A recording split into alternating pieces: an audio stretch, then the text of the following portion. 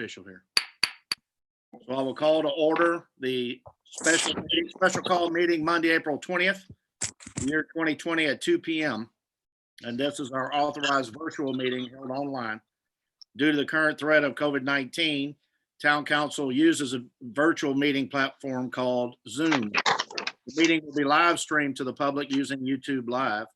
Please go to the Town of Blythewood website and click on the YouTube link to access the meeting and any future meetings. Comments or questions before or during the meeting may be sent via email to Mr. Cook, and his email address is cookb@townofblythewoodsc.gov. I say again, cookb, as in Brian, at townofblythewoodsc.gov. So we'll call to order the meeting. The time is 2:09. And Ms. Cowan, if you would please conduct a roll call. Mayor Franklin, I'm here. Councilman Ballman, Present. Councilman Griffin, Here.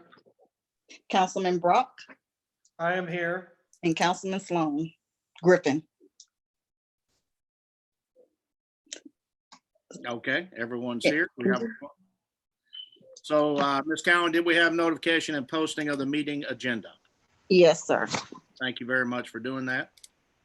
And also, do we have a motion to approve the agenda? I know we did leave off council members' remarks, but if you just simply ask me to recognize you, I will call on you. So we don't want to violate the state statute which says you can't change these meetings during the meeting, but we can use point of personal privilege and make comments. And I apologize, that's an oversight on my part. So do we have approval of the agenda? I'll make a motion. We approve the agenda as Approved. presented.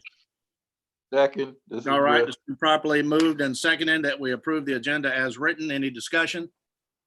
All in favor? I want you to say aye and raise your hand with a thumbs up if you approve. If you disapprove, you say nay and hold a thumbs down. And let Ms. Cowan look at our votes. Aye. Aye, Aye. Aye. Aye.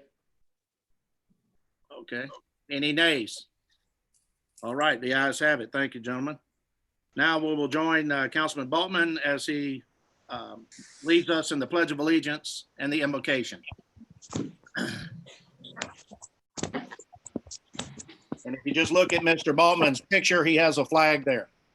All right, if y'all stand at attention, join me. I pledge allegiance to the flag of the United States of America, to the republic for which it stands, one one nation, nation, under God, indivisible, indivisible, liberty and justice for all. for all. And if y'all remain standing for the invocation. Our Heavenly Father, I just come to you today, Father, giving you thanks for who you are. And I do thank you for the many blessings you bestow upon us. Father, I thank you for the opportunity we have with the technology to continue our council meetings as we're doing today. I thank you for all those who prepared this today. Father, I just ask that you be with us and guide our discussions. May all we say and do just bring honor and glory to you and serve the best interests of the citizens of our town. Father, I ask you to protect those that are on the front lines fighting this disease today.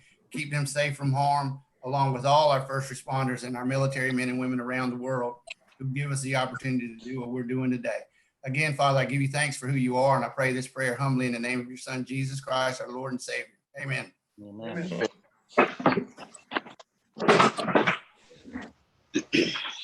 Thank you, Councilman Baltman. Now we move to the approval of the minutes, and we have two meetings to approve: the special call meeting on March the 16th, 2020, and the emergency call meeting on March the 18th of 2020.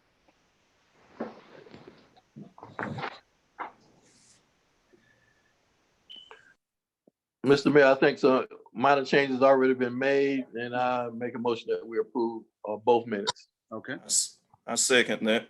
all right. It's been properly moved and seconded to approve the meeting minutes of both meetings, of both the 16th of March and the 18th of March in the year 2020. Any discussion?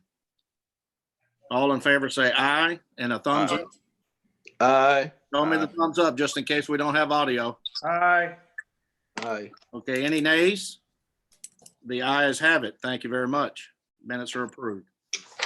Now we move to, well, first I'll do a point of personal privilege and just make a few comments and recognize any council members that wish to do so. But today's meeting was important because we have the farmer's market, which is petitioned to open in the portion of the town of Blythewood property right near the park. There's also some issues about late fee waivers for hospitality and accommodations tax. As you know, many of our industries, hotel and hospitality industries here and small businesses have not collected any revenues. So they want to know what will happen with the collection of those fees. We also need to talk about the upcoming budget meeting, and it will probably be one session in person by individual council member, and then another if you approve, and then one session together like this in a virtual setting, because we obviously have to pass our budget mandated by the state constitution and the state statutes. So we want to not delay that. And then also I've had many questions and concerns about both businesses and board members of our Board of Architectural Review, our Planning Commission, our Board of Zoning Appeals. They do have business pending, and Mr. Cook will get into that later. And so will we authorize them to meet? We did pass an ordinance that said no meetings except our own. So we would have to rescind that or modify that to by resolution to allow them to meet via the same platform. I would recommend the Zoom platform that Mr. Cook controls. So that's why I held today's meeting. Time sensitive issues, but we do need to meet. And then at the end of today's meeting, before we adjourn, I will recommend that we meet again next week in our normal monthly meeting time slot via this virtual session here, a Zoom meeting, because we also have some pending issues with the 20% reimbursement for the H-tax and A-tax awardees. For example, the rib cook-off, the chamber is looking for that 20% final payment. So we don't want to let those businesses suffer and wait too long, especially when they're not receiving any revenue, as I said before, and give them their remainder of that H-tax and A-tax to close the books on those events to be prepared for next time. So that's my take. I hope you all are safe. I hope your families are doing well. Many or most and everybody around here in this local area where I live is doing fine and out walking. Kids are out riding bikes, maintaining social distance. We do have a disciplined community, and we had a great Easter service out at the farm in Ridgeway where people drove in like a drive-in theater. It was wonderful. Tuned in your radio. So there are ways around to be responsible and still exercise your religious rights and beliefs, as well as communicate with your neighbors without having to violate the social protocols that higher level governments have indicated we need to follow. So with that, I'll recognize any council member if you have any remarks. I'll go next. Mr. Griffin, Councilman Griffin, please. Yep. So just for the citizens of Blythewood, thank you all for being so patient with us going through this COVID-19. We're right along with you. We know that, a lot of us are getting stir crazy now. We want to get out the house. We want to enjoy the parks. We want to enjoy the great weather and still be mindful of the social distancing. In the past couple of weeks, I've had the privilege of serving each and every one of you here at the State Emergency Operations Center where I'm at now. Currently working 7 days a week to figure out a way to keep us all safe from COVID-19. I had the privilege of seeing people in the park on Saturday. I went over to Doco Station and grabbed me and the wife something to eat over there, and seen families and kids just playing in the field right there beside Town Hall. Beautiful sight to see. And I know folks are anxious to get back in the park, get us to open the parks back up for them. But, we're hopefully with this meeting here, we can make some action to make that happen. Keep everybody in your prayers. I sent a text message to you guys earlier. The National Weather Service doing a preliminary assessment in Blythewood, and I'll get the exact coordinates of that this afternoon. They're looking at an EF1 tornado somewhere that might have spun up and touched down just briefly near Blythewood. So I'll do my best to get that information to you all. Stay safe. Thank you for the kind text messages and emails I got from some citizens. The wife and Tristan, he's doing good. 2 teeth coming in his mouth right now, so he's learning to bite now. So he's having fun. But thank you, Mr. Mayor, for the moment of opening statement. Any other council members? All right, we will move to our first discussion item. The accommodation tax and hospitality tax monies and their dispositions over the near future. I see Mr. Cook did send us the updated spreadsheet from Mr. Hasselrock on the monies that have already been issued and the finalities, the closures that we've had. But there are also some outstanding ones, either folks asking for it, the money, the grant allotment for the accommodations hospitality tax award. But we also have some that either have been issued and they still have it, or they've delayed their openings. Mr. Cook just brought it up. This is great. For example, the rodeo on item number 9, if you can see it on your screen, it's been delayed. So, but those monies were issued. So that's what we have to talk about today. Make a decision on what do we do. Well, we don't make a decision. We just need to talk about it so that Mr. Cook can then give guidance to the folks. It's not a resolution required thing. It's, do they need to write the check back, or do they just hold it and then we move it to the next fiscal year?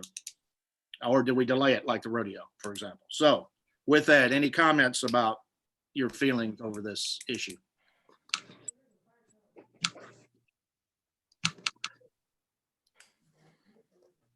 It is my intent or my recommendation to the board that if monies have been issued, and here's an example, the South Carolina Diamond Invitational Baseball Tournament, item number 8, which was due to be held this week, the 15th through the 18th. They were approved $20,000. They received $16,000. They have that money right now. So they are fully prepared to just delay and not ask for monies for next year and just move this to the next tournament. So in other words, instead of having another issue or request, they'll just move this to 2021, if that's what we allow them to do. Or if you need to write a check and simply move the monies back until next year, but I would just assume they've been granted the money. They know they owe us a report back.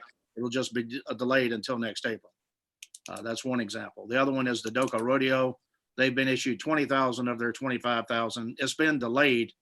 But when it comes up in late October, early November, whenever the final date is chosen, he will already have that money ready to go. I talked to him this morning, Mr. Buck Coggins. He's already spent only a couple $1,000s because he doesn't need to spend it and really until a couple weeks prior to start setting up the event with labor and advertisements and things like that. So that's another example. So I'm okay. These are trustworthy businesses. Just to leave it where it is. We know where the money is. There's really, I don't see any sense in them having to just simply write a check back. We deposit it, and then come November, we issue a check back, and then they issue the money. So these are all local events. So what say you all? Mr. Mayor, can you hear me? Yes, sir, please. Yeah, this is Councilman Griff. With the delay on the Doco Rodeo, I'm in agreement that we let that money be held over until October, when that is the estimated time it's going to start up. But for the other two, we have the money that's already been submitted. I would suggest, because we don't really know what's going to happen next year in the next year's budget, that what we do is that they do send the money back to the town, and we make the appropriate adjustments in the booking. And we then see what's going to happen next year, because we're not even sure whether the same people will be in charge at these events. We hope they will, but we're not sure. That way, that protects the town, protects the town's money, and we'll have it all intact. That's just my view on it. Okay, that sounds reasonable. Okay, so the rodeo maintains it, but Because the Blythewood High School and the Bravo Blythewood are the only two I'm seeing. Yeah, Is that because Mr. Cook? they've been canceled. The other one's only been delayed, so it makes no sense to delay. But the ones that's been canceled for the year of 20, and we're going into 21, then we should go ahead and get that money back so it can be placed back into the, on the books, and then we'll make adjustment going into 21. Okay, and then of course, yeah, I would caveat that, that's fine. And then let's say, for instance, the SCDI baseball tournament, let's say they went ahead and spent $2,000 on advertisement. I don't know, whatever, as long as they send a report back, if it would be acceptable to you all. For instance, we gave them 20,000. They only have 18,000 on hand because they, remember, we didn't start canceling until March. We didn't start cutting things down with the COVID virus. So they probably already expended some money, I would assume.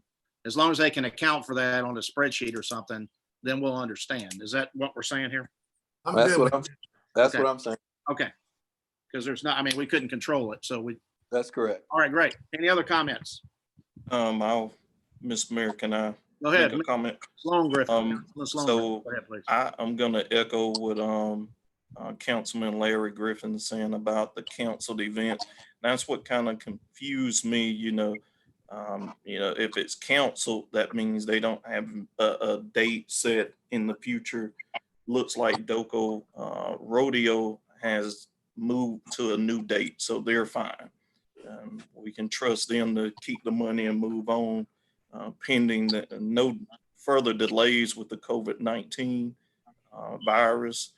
But that the two canceled events, just roughly that puts almost $20,000 back into our economy to help us in some of these delays where we might come short on tax revenue and things in this gap. So I'm fine with having them send it back, and they expedite a spreadsheet back to us showing where they may have spent the money, pending on some advertisement and things like that. But I also want to put a caveat in there.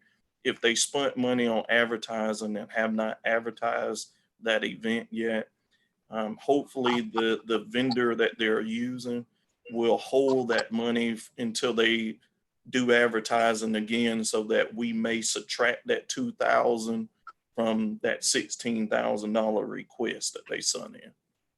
Thank you, sir. Sir, very good input. I appreciate it from both of y'all. Any other comments?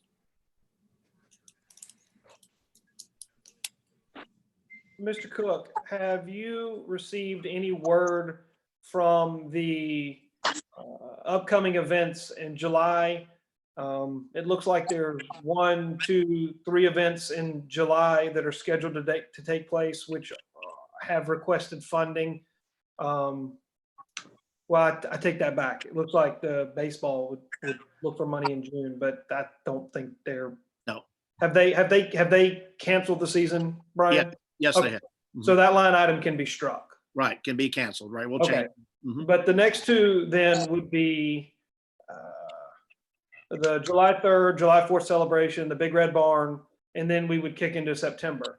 Mr. Cook, have you received any notice from these two organizations? I guess one of us is the July 3rd, I guess, is us. But as far as Big Red Barn, as to what their current plans are they in a holding pattern? Are they in a, we're planning to go forward?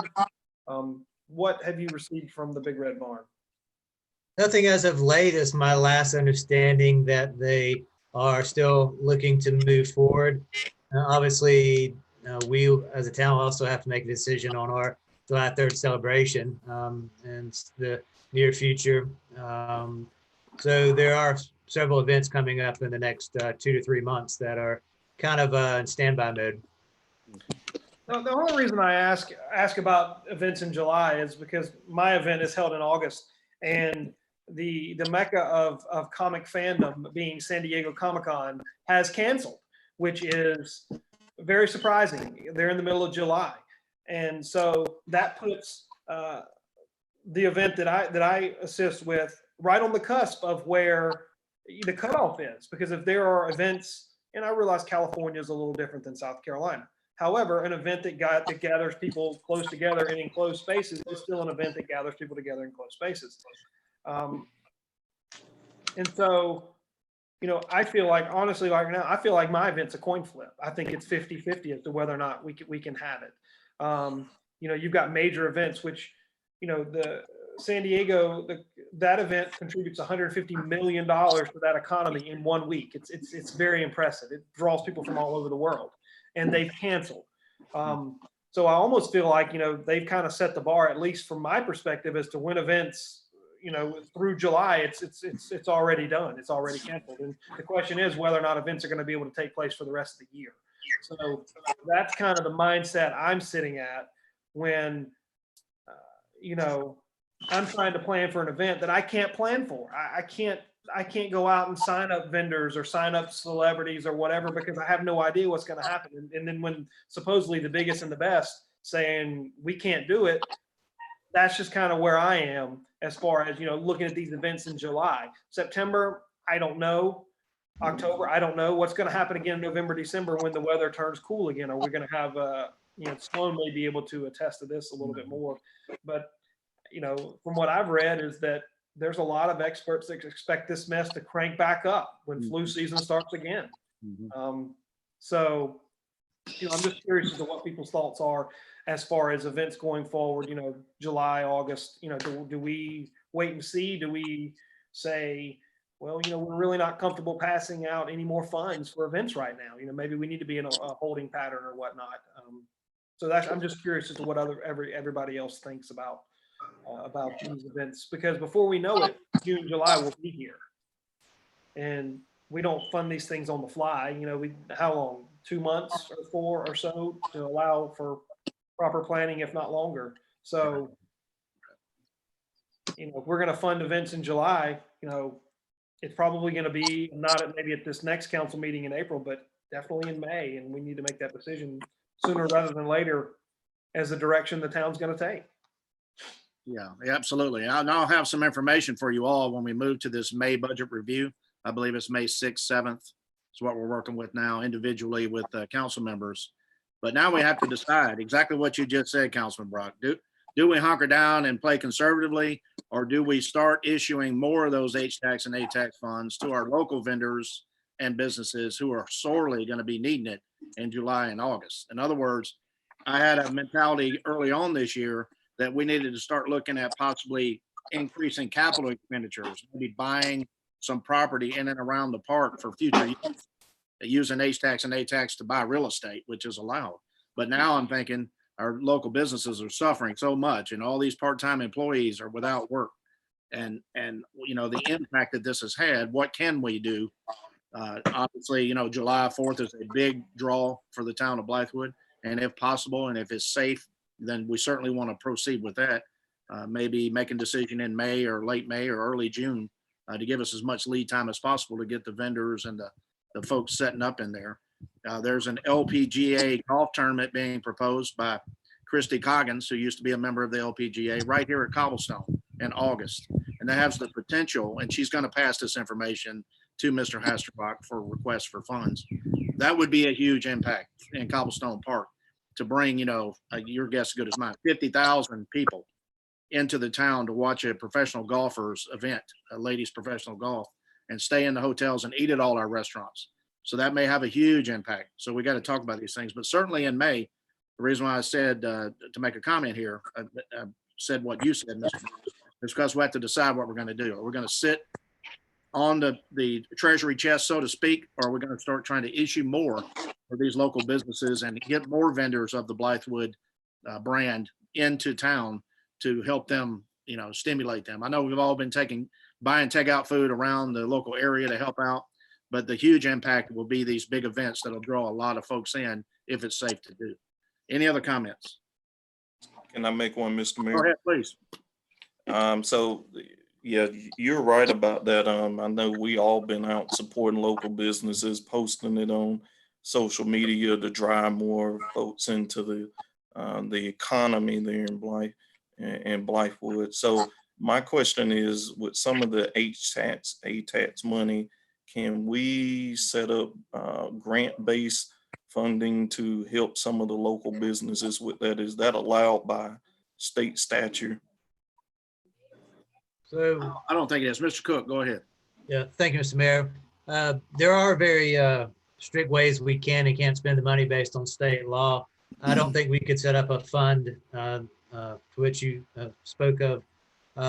There may be other ways we can promote these businesses, kind of a different way to assist. And we kind of have been using some of the money along the way for that purpose already. But just to set up a recurring grant fund that we give money back, probably not. Some of our money, the way we spend it, is also tied to our bond payment. So there may be some restrictions or regulations within our bond payment schedule where we have to abide by certain regulations as well. I think there's a way to help. I just don't think it's a way just to kind of return that money straight back to them. Yes, sir. Thank you for that. Any other comments? I agree with Mr. Cook's legal analysis. Thank you, Mr. Meggs. I mean, I'll pipe up and say one more thing. I guess we could always allocate the funds and then have the funds returned if the events weren't, or if society wasn't ready to have events where people were in close proximity to each other. And that's only going to be a wait and see kind of thing. We're not going to know. I think the last I heard, and Sloan can correct me if I'm wrong, South Carolina still has an increasing number of cases that were being reported, right? It still is increasing. So we haven't peaked. Yes, our peak's supposed to come somewhere around the 27th of this month. So we're approaching, and some of the counties have already reached that peak, but a statewide peak is somewhere between the 27th and the 1st of May. Okay. And when that peak is potentially scheduled, how long is the tail before, because if you peak at 400 cases on one day and then you go 380 the next day, 360, 340, you've still got 340 new cases, Yes. At peak +3. So Yes, sir. what point does it get to where we're in, I don't know, what you would call a safe zone or a level that I hate to say would be deemed acceptable, because there's really not, in my opinion, a level that's acceptable. But at some point, people are going to say, "Oh, well, there's only 4 new cases today. Why not? Let's do something. Let's get out of the house. We're going stir crazy." Yeah. You have an idea of when that is? It 30 days, 45 days? No. So I think part of the conference this afternoon, the governor's going to do a press conference this afternoon that's going to outline some of those things of piggybacking off of President Trump's Reopen America Again initiative. So you're going to see some things come out for South Carolina going around that same path, reopening. As you've seen over the weekend, the lakes were allowed to open back up. So as we move forward, a lot of things are starting to open back up, but there's still the same verbiage of keeping social distancing and things like that. There are some church services that were reported that were having services inside, traditional services, but they were sitting 6 feet apart and went through all these other notions based on how you see stores, like for instance, our food line right here in Blythewood. When you walk in the door, it's a young lady or guy sitting there taking account. So the churches were doing the same thing to keep the distance at bay. So over time, they're speaking on a 30, 40, or 60-day time lapse. They haven't really came out with a time lapse to say at 60 days, we'll be great, we'll be good, we can go back to normal. It's going to be a gradual approach to some normalcy of what we have been used to. Pending that, this could be going on until adequate vaccine has been created. So I think we're doing a great job as far as looking down the line, because we're going to have to make some decisions for our town, for our folks, to keep on driving our economy, but also keeping our town and our citizens safe from COVID-19. Absolutely. I just pulled this off the SC DHEC website. Currently 4,377 cases of COVID-19 in the state, 652 in Richland County. Yep. So that's just a snapshot. Good questions though. But if you go to that SCDHEC website, and they have some nice charts and graphs that you're referring to, Councilman Brock, that you can, I didn't find the tail end, but I did see where it's supposed to peak and then level out, and then it kind of disappears after that. Yeah, those are not public. Yeah, what you have, I understand. All right, any other comments? Yes, Mr. Mayor. Yes. So we also have a few events that are already occurred, and they're looking for their 20%. The Rib Fest, and I also believe perhaps we have one more invoice for Black History Month event. But I think maybe our next meeting, if we do have it on next Monday, the 20, or whenever the next meeting is, the 27th. 27th, next Monday. Yep. We, the chamber, Mr. Fry has asked if we wouldn't mind putting that on the agenda, the 20% disbursement to kind of help them out during this time. So that may be something to consider for council. Yeah, without objection, I'd like you to put that on the agenda for Monday's meeting. Then we'll have, after this, we'll have to decide what time Monday everybody's available to meet via Zoom. Because we do One need. more thing, Mr. Mayor, Go ahead. you know, July 3rd event, we plan out months in advance, like a lot of events do, as far as, you know, getting our vendors or getting our performers and setting everything up. So while the event is in you know, still several months away, that planning would be taking place pretty much starting in the, you know, now and the near future. So just something else to consider as we move along. Okay. Absolutely. Any other questions, comments before we move to action items? Okay, hearing none. The first action item is the farmer's market and the park opening. What we're talking about here is the Blythewood Farmers Market. Always traditionally tries to start their market in mid to late April. This happens to be on Earth Day.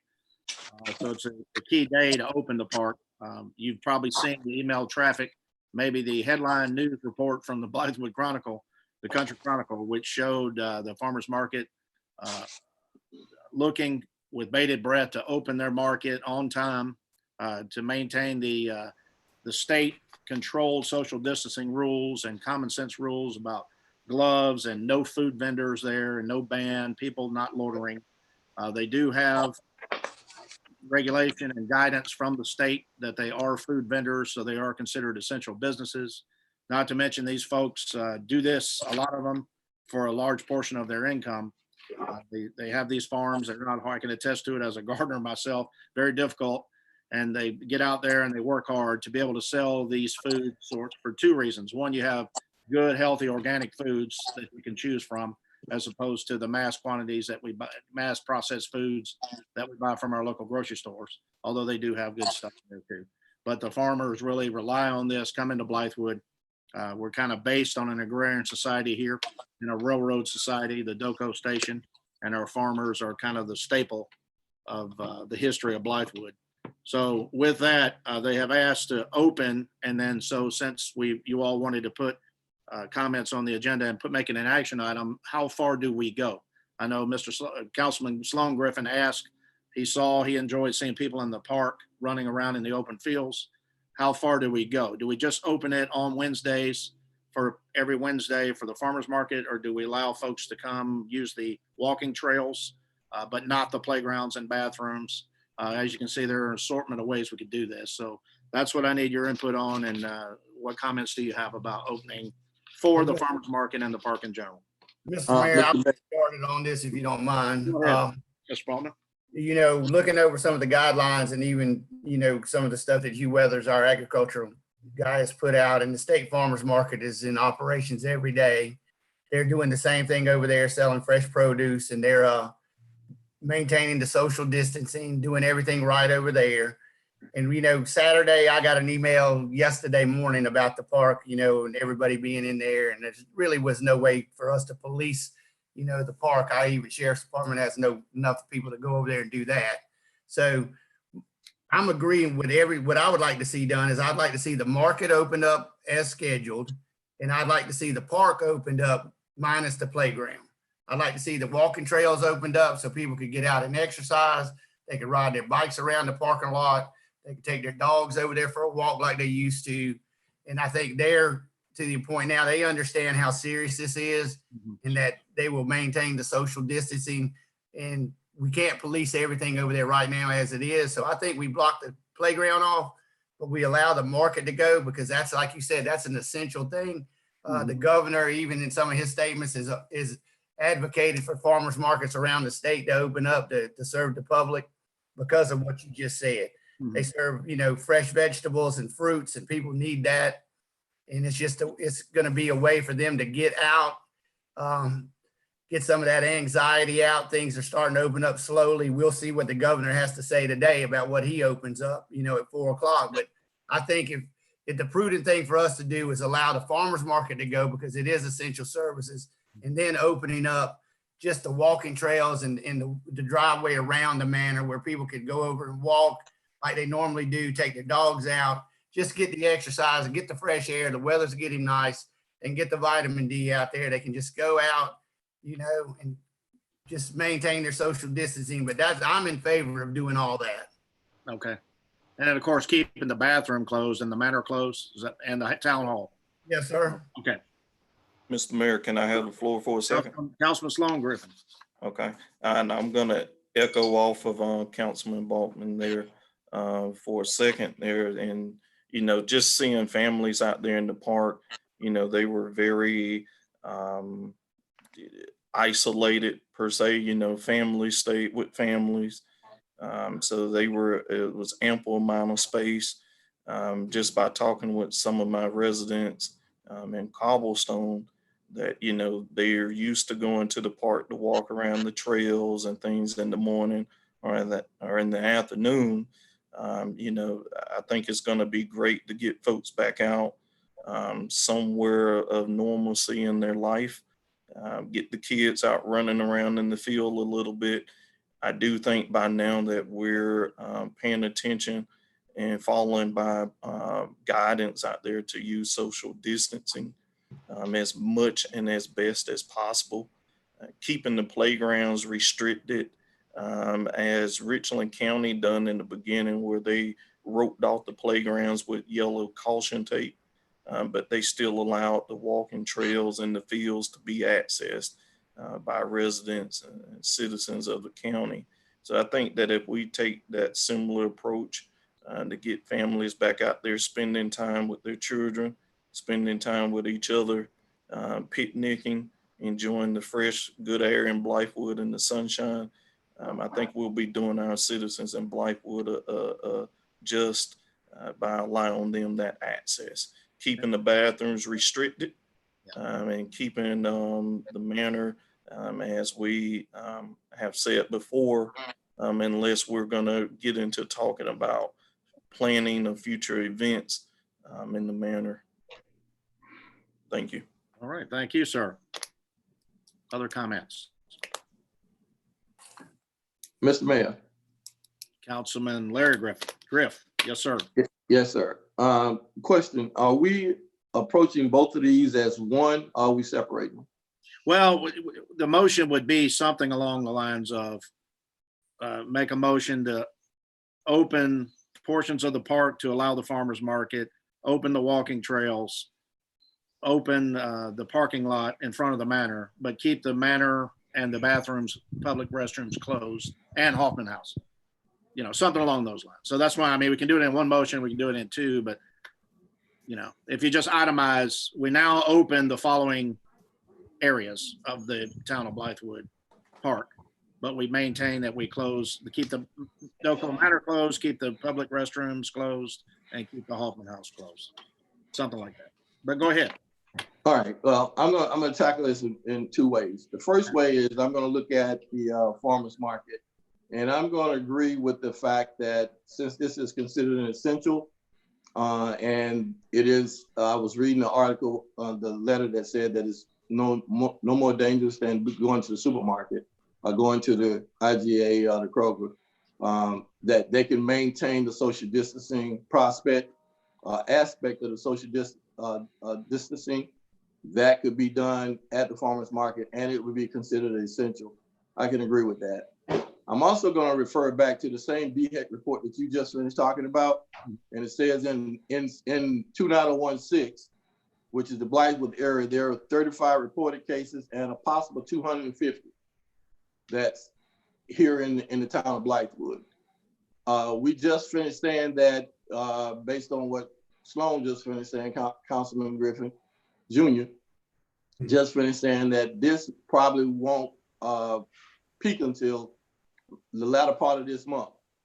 I'm saying we are right now in the middle of the month. We're almost at the end of the month. Why rush to judgment? There are a lot of things that we don't know, and that there's a great possibility that it can happen because we've not gotten to that point. I understand what everybody's saying about, we said that parents would be at home with the kids, so they already spending time with the kids. I understand about the exercise. I understand all this, but I guess personally, I've been hit with the COVID-19. I see what it does to a family. I see what the possibilities are with so many uncertainties and so much untesting, so we don't really know who got what. I say err on the side of caution with the park. I'm agreeing with the farmers market because it is considered essential. But the park is not essential, not in my estimation.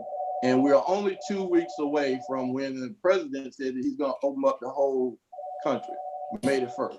So why would we push a week to open the park when we could get a better chance of looking at the results within the next week and then make a conscientious decision, a prudent decision based on counsel? Now, that's just my opinion.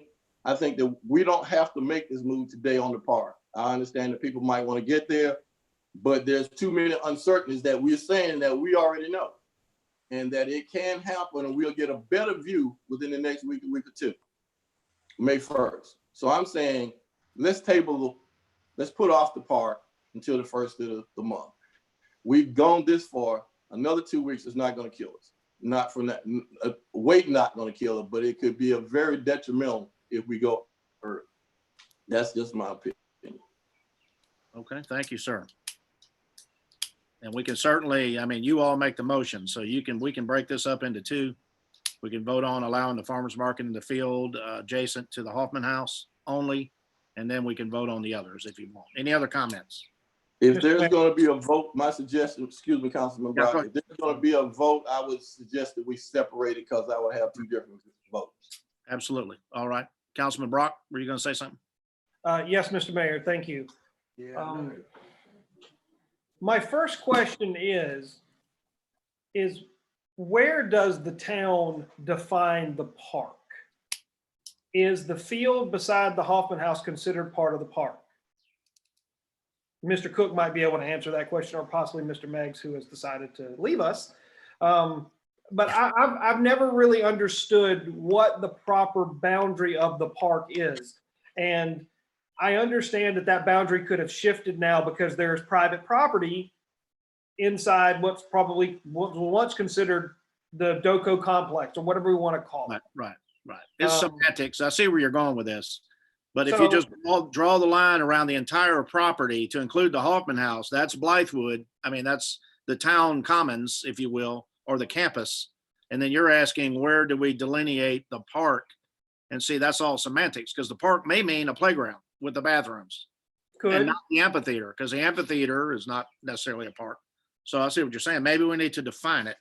Yeah, I'm trying to wrap my head around basically what is what. Yeah. And now that the Doco station is there, which is private property, that obviously would be carved out. Mr. Meggs, if I'm not wrong, when that building sold, the property underneath it sold, correct, as well? That's right. And if you want to get completely and totally technical, we can take the legal description from the bond issue that is with the original bond issue and the refinance, and use that as the legal description for the Doco Park. And then if we need to use it as the baseline and then further refine the description to show what areas are now open for the farmer's market and accessory to the farmer's market. Certainly we can do that if that be the will of council. But there is a way to provide a legal description of the footprint of the park premises, excluding that which has been sold off. Sure. Okay. I think that would be prudent for everyone so that we all can, play on the same field. So we all know what we're talking about. But how would that affect anything? I'm just asking. Well, Does it matter where the park ends and the Hoffman House property begins, for instance? You still have the say to close part of it and leave part of it open. oh, that's not what I'm asking. I'm just trying to determine what is what, simply because, for the Rib Fest, when they rented the park, that included the lot beside the Hoffman House. But if you're going to say that we're not going to open the park, yet we're going to give an exception to the farmer's market, are they using park property? I'm just seeking a little bit of clarity here. Yes, you can go in and you can carve it out. We can carve out 10 different sections and say section A, B, C, D, and E is continued to be closed. Like I did earlier. Yeah, The exactly. playground and the bathrooms and the manor are closed. All the other outdoor areas except the Hoffman House are open. You would have to be specific. Yeah, and that's fine. I tend to agree with Councilman Larry Griffin on this. Mhm. I'm not entirely comfortable with the idea of the farmer's market, but at the same time, it is no different than going to the supermarket. And if they exercise proper precautions and proper social distancing safety measures, then hopefully that shouldn't be a problem. Mr. Mayor, we've discussed, people should be allowed to make their own decisions whether or not they want to venture out to these various establishments. And, maybe it's not our place to stop them.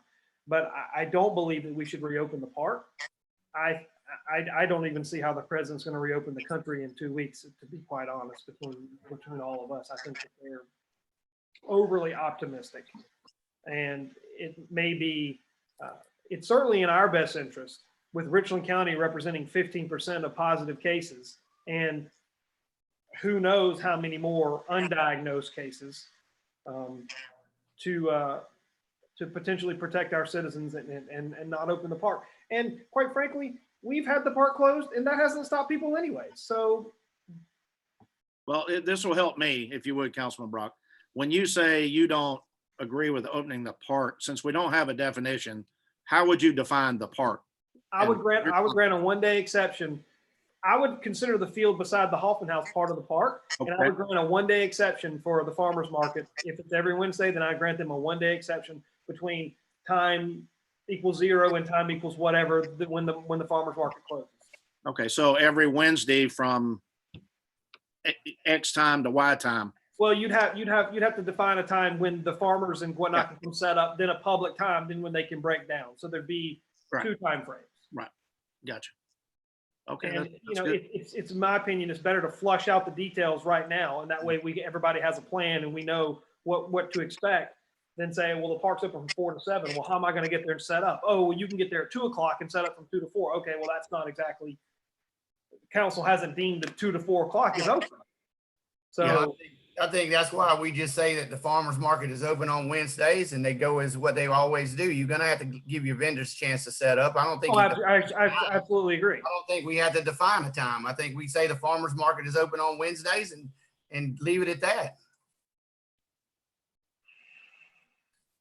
And that kind of is defining the times. I mean, I see what you're saying, Councilman Brock. You don't want the farmer's market to come in on Wednesday afternoon and evening, and then on Thursday, a bunch of boys go there and start playing football because we said it was open. That's what you're saying. Well, if you say the park is open on Wednesdays, somebody could show up at 9 o'clock in the morning because you haven't defined. Again, the word park has to be defined because I don't see that field as part of the park, but that's why we need to. I do. Ice. Yeah. But we're not talking about that right at the moment. We're talking about the farmer's market. Farmer's market. Two different things. Suggestion. We're talking about the park, and we're going to talk about the farmer's market. Right. I think they're one and the same. That's what I'm saying. I have a suggestion, if I may. Go ahead, Mr. I mean- Mayor, please. Need to butt in here. If we need to be this particular, let's take some field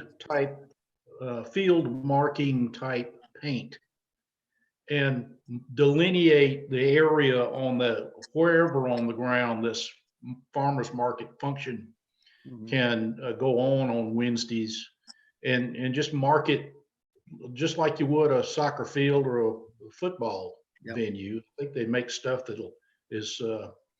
goes away with time or weather or what have you, so you wouldn't be running any turf or whatnot. But if you need to be that particular, either that or use police tape to tape off the vicinity, and then leave it up just during the farmer's market time, then take it down. That'll make it clear that it's open when the tape is up and closed when there's no tape there, or some such. That's right. And I think, was it Ms. Cook? I talked to you about this, putting the yellow tape around the bathrooms and around, or was that you, Councilman Bowman? Around the playground and around the bathrooms. We probably just need to do that anyway until we open those. Those will open last for sure. Right. Where you're having personal contact with surfaces, doorknobs, toilet handles, all that kind of stuff. And then kids running up and down the sliding board and swings. So, Well, Mr. Mayor, yeah, please go ahead, Councilman. one of the things that we've not even discussed when we're talking about opening the park, that's why I asked where we're separating the two, is that, I mean, when is it going to be sanitized and how often you're going to sanitize? And even if you put tape up or you don't put tape up, one of the things you said earlier is that although we got the park closed, people still don't abide by that. So you're not going to stop them from going out. I'm just saying from a council standpoint, we need to make sure that we're doing the proper things for the citizens of the town. And if we decide to open, then we got to go back and we got to actually start about sanitizing. Even if we take this stuff off, we still got to worry about how we're going to keep it clean, how we're going to keep it so that the people don't be infected in some type of way, as much as we possibly can. And one question I did have on the park, because I agree, I think that when we say Delco Meadows Park, that's everything within those boundaries, with the exception of like the property that just was sold. That's, although it's in the park, it's separate now. But let me ask a question. If we open the park and kids or adults or anybody go down on the soccer field and we got 20, 30, 40, 50 people out there playing ball, right?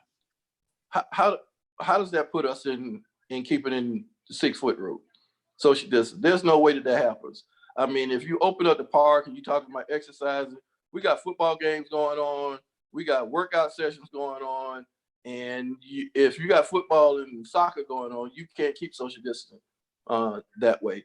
So that puts us in, to me, peril, liability, because we the one that opened up that park for that to happen. That's why I'm saying let's wait and see on that. But as far as what I see to be the park, that's everything that encompasses of that area.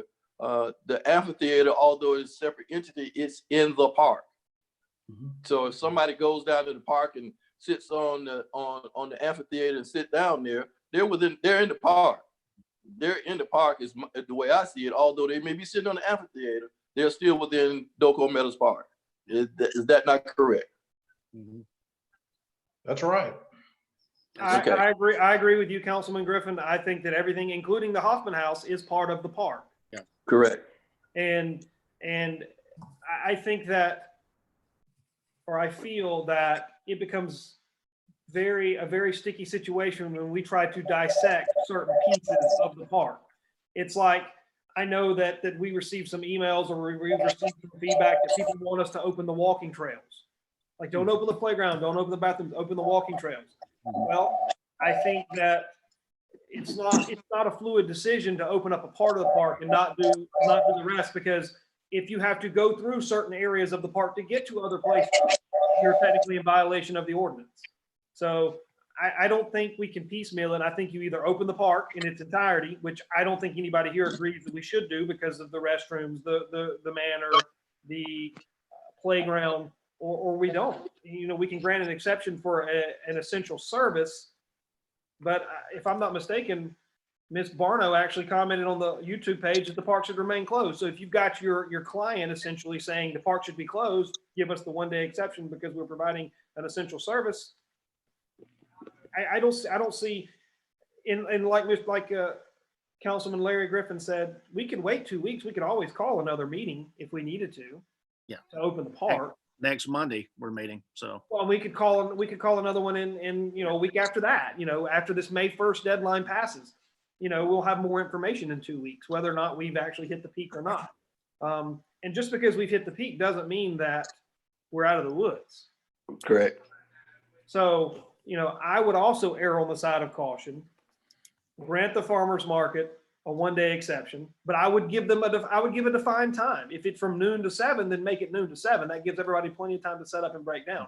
I wouldn't just say the park is open on Wednesdays or the field is open on Wednesdays. I'd give them a defined amount of time. Now that can be something that we can talk to the operators of the farmers market. How much time do you need before? How much time do you need after? What's your time of operation? I think it's 4 to 7 when they're open. Well, one of the things, Councilman Brock, is that when they open the farmers market, there's always been a time. So if we specifically say that the farmers market is going to be open on Wednesday from such and such time, that's where it's been publicized all the time. The only thing that had not been on that sign was vendor setup time. Yeah. So if we go back and we say that the farmers market is going to be open in the park at whatever time, and we publicize that, that's no different than what we were doing before. So I don't see a big hang up on that. Right. If we want to let the vendors know or let them know that you need to have the vendors there 2 hours or whatever time it takes for them to set up, let them know. But for the public, the park, the farmers market opens at such and such a time. And right. That's what the sign says. So that's not I don't see that being a big issue if we're going to open up the farmers market, because we're specifically saying it's the farmers market. It will be on Wednesday from such and such a time to such and such a time. And we're done. That's what we were doing before pandemic. So I don't see a big problem there. I agree with that. Well, can we get a motion to move the farmers market by itself before we continue the park discussion? Well, I'll make a motion. We approve have a comment the farmers first? market opening. There's a comment. Go ahead. Somebody had a comment. Yeah, me. Councilman Sloan. Yep. So I just wanted to weigh in on this before we go to a motion. Okay. So if I believe correct, I asked Mr. Hasselback to Hasselrock. Hasselrock. Yeah, Hasselrock. Sorry. I'm looking at somebody else in front of me. So yeah, I'm renaming folks. To come up with a policy of cleaning the playground equipment, whether it was going to be in-house, disinfecting, whatever disinfectant we choose to buy, whether it was Lysol or Clorox and everything down, washing it off. Have you all heard anything back, Mr. Cook, on such policy coming from the park? Yes, sir, Councilman Griffin. What we plan to do is do it in-house with a water bleach solution. Mr. Hasselrock also sent me some information on some type of industrial mister type device that we could look at. That was kind of costly. But where we are now, unless we get further direction, is that our staff will just use a bleach solution. Again, depending on when we open and how often we have to sanitize, we may run out of supplies pretty quick. It's part of if we sanitize, say, the park, the bathrooms, and if we even open up the manor, there'll be a large amount of cleaning supplies that we'll have to use on a pretty frequent basis, obviously. Yeah, and I think that's going to become probably, and it should become the norm. We're probably going to be spending a lot more money on cleaning supplies here moving in the future to combat COVID-19 and some other just general hygiene issues. So could you send me did he document that policy? yet. He sent several emails. We talked several times about it. Other than, the Mr. brand sprayer that he was sending me today, there's no official written policy or document. It's just when we get ready to open, we're just going to, bleach everything and, add that later. So, Is that something that need to come back through council, Mr. Mayor, on that particular policy on cleaning? Or is it just in good gesture that we view that policy and give some input on it? I would recommend the latter. Yeah, let Mr. Cook and Mr. Hasrock use their executive authorities and write these policies up, because obviously, as you point out, now it's going to be different, because if we're going to have a recurrence in the fall, like many of the epidemiologists say, we're obviously going to have to ramp up our disinfectant efforts or keep the playground closed, whatever you decide to do, depending on the threat. But certainly it's going to have to be a difference, even if it's putting Clorox wipes in the bathroom. So, or something. But yeah, let's let them do it if you don't mind. And then we'll lean on you heavily as your professional judgment as emergency manager and get some folks to look at it. Yep. And it is hard really making decisions on a pandemic. We're used to making decisions on hurricane and tornado type responses. And we do a lot of that stuff great in the state. Pandemics are a little bit different. But I do want to go back and point out something. I think Councilman Larry Griffin stated about the governor and closing the different things. We'll probably start to hear stuff reopen this week. And you'll probably get that message here in the next hour. Different services been pushed to reopen, beaches, things like that. So, our conversation and opening the park things, we might be just an hour ahead of the official word on some of that. But I want to add this too. One of his executive orders, I have to go back and look at it, stated about exercise and getting out and exercise. And so still participating in some of those trails and things like that. So although the gyms are closed, but, still being able to come outside and utilize some of the trails and things in your neighborhood or some areas of town or your cities with using that social distancing. So we might be just a shy ahead and we can wait to see what comes out in 2 weeks. That's fine. I can move in either way. So thank you, sir. Thank you. Any other comments?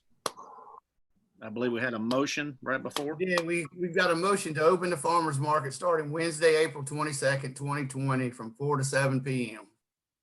Okay. And every Wednesday thereafter? Every Wednesday thereafter. That would be the starting date, Wednesday, April 22nd. Okay, thank you. Second. All right, so then properly motion and seconded to allow the Blythewood Farmers Market to open on Wednesday, the 22nd, from 4 to 7 p.m. and every Wednesday thereafter. Any discussion? Okay, I need to see your thumbs too. All in favor say aye and show me a thumb. I got a question. One question, Mr. Mayor. All right, discussion. Go ahead. Although I second it, I just want to make a clarification. When we said every Wednesday thereafter, is that through the farmer's market season or until? That is correct. The farmer's market season. There's a defined start date and a defined end date. Okay, that I think we need to redo the motion then. Okay, would you like to amend your motion, Councilman Baldwin? The motion would be to open the farmer's market on April 22nd from 4 to 7 p.m. That's this coming Wednesday, and it would run to the end date, which Michaela has already set. I don't have it in front of me, but I'm assuming it's sometime in October. I'll second that once we find out, Okay, is she online, Mr. Cook? Do you have her online, or Mr. Brock? Somebody? Is she? I do not, no, sir.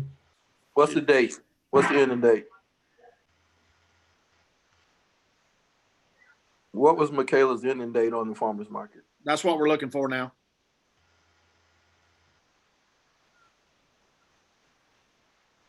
Was it in the paper article? I just sent her a text. It is, but I just sent her a text. Hopefully she'll respond.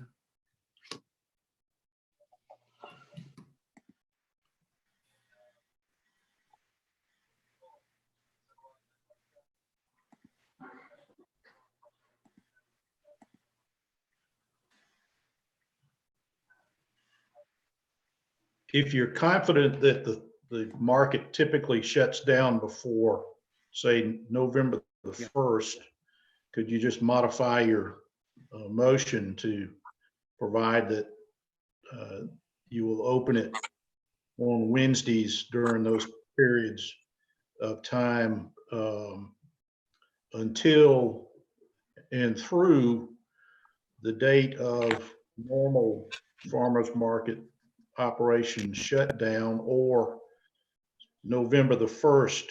November 18th is the date, she said. November 18th, Councilman Brown. November 18th. Okay, There we go. so Can you, she says November the 18th. There you So go. then the motion would be to open the farmer's market starting Wednesday, April 22nd.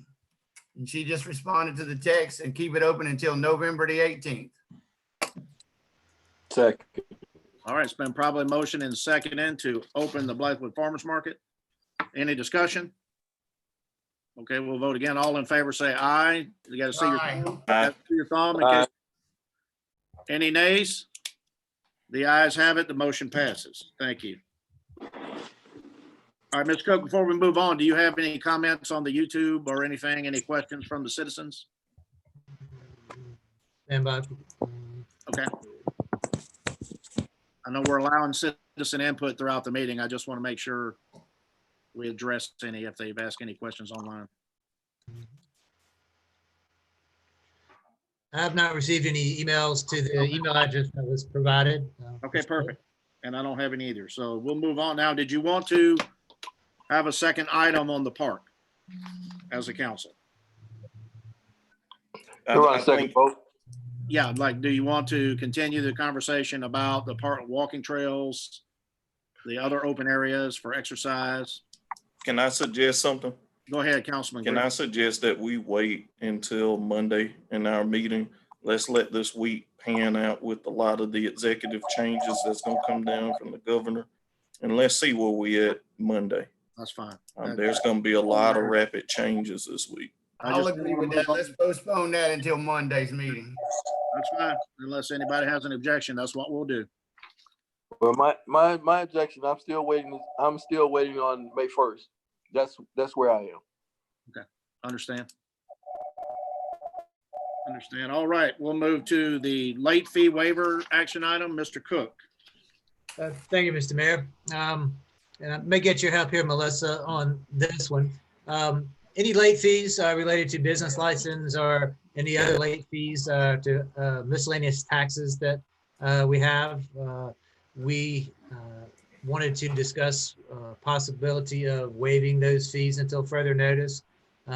While the taxes that come in are based on the revenue that is generated, and some is obviously going to be off and some is going to be right on, like say grocery stores, they're going to be, about normal or more. But as a council, we wanted to just bring before you the potential for town staff, and mostly being Melissa, to waive our late fees across the board until further notice due to the COVID-19. All right, thank you. Mr. Mayor, may I? Councilman Sloan Griffin, please go ahead. So, not to go against orders that's already put out, and also in good faith, I would think that, we all would waive fees during this time of sheltering and different activities that we had to put up with COVID-19. But I do recall one of the governor's orders does waive a lot of the fees straight across the board. So not to contradict with what's already been put out there in policy, I do think I'll have to look back at it, but Mr. Cook and Mr. Midds, I believe it's like June 1st on a lot of the waivers that's coming back from tax fees and different fees like that from the state.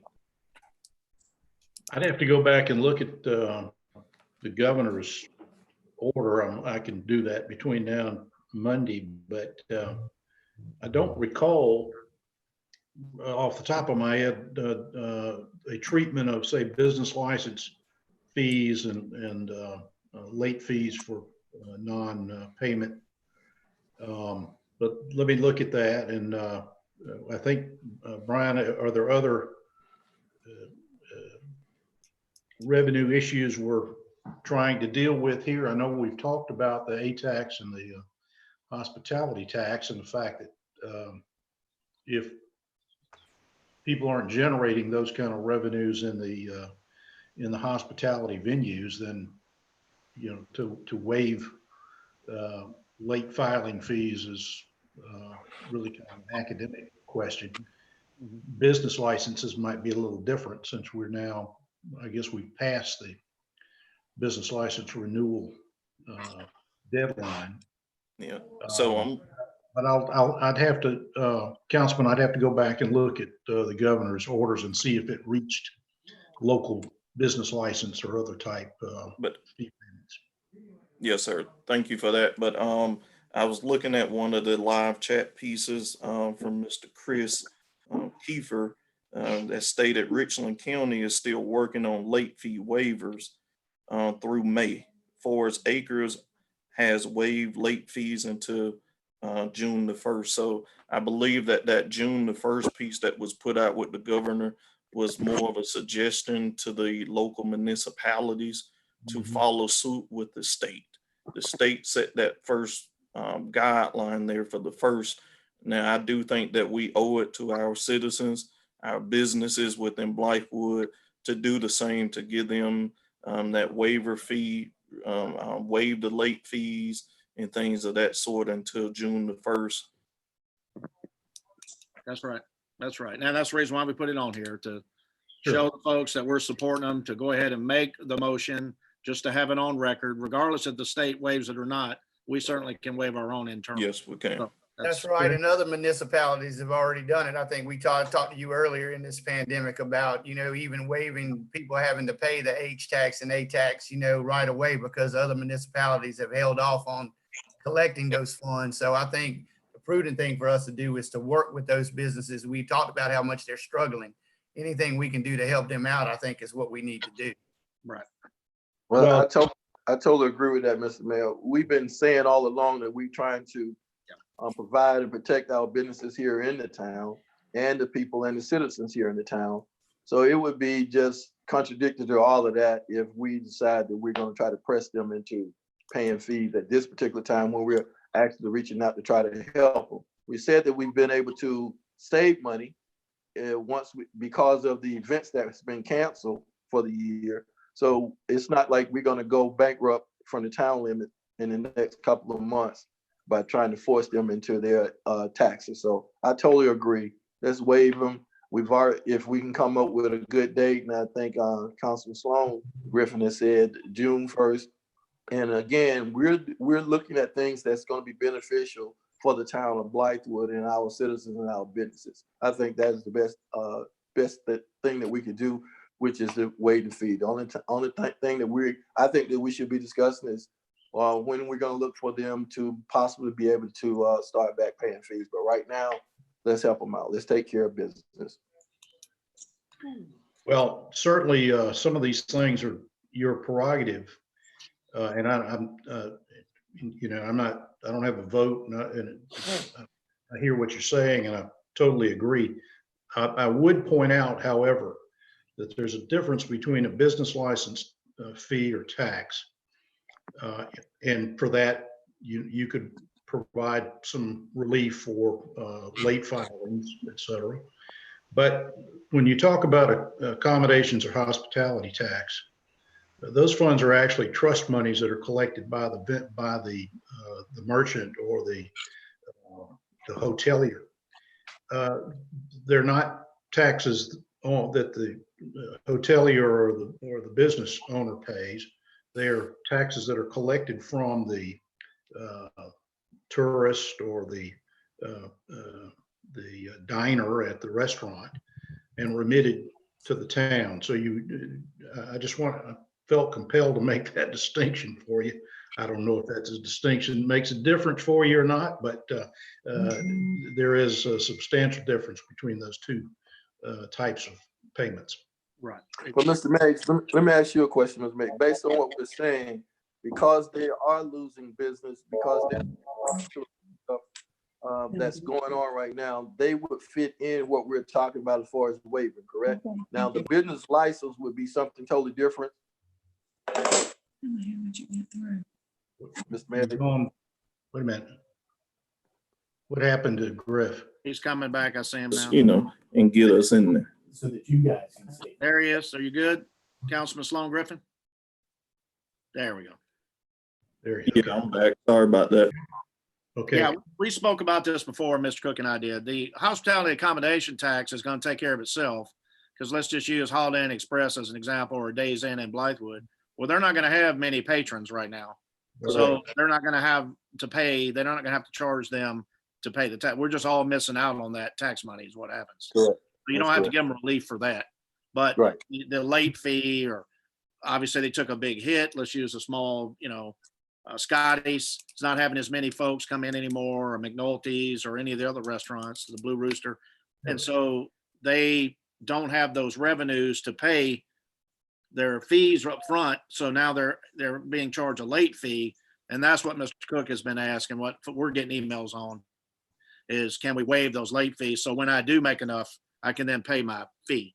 And that's kind of what we're looking at. But I appreciate all the input. I mean, we do want to help them as much as possible. And one of the biggest ways, by the way, since we're on this, is to tell everybody to go and order food and go pick it up. Do it here in Blythewood, and let's support these folks who are working hard. But other comments, go ahead. Well, Mr. Meigs has said something about the business license. So the business license doesn't fall in the category at all, right, Mr. Meigs? Well, if you wanted to provide for some grace, say an extended period of time to make the filing for the business license renewal, I think we've already hit that deadline. Is it April 1st or April the 15th, Melissa? 15th. 15th. Okay. Okay.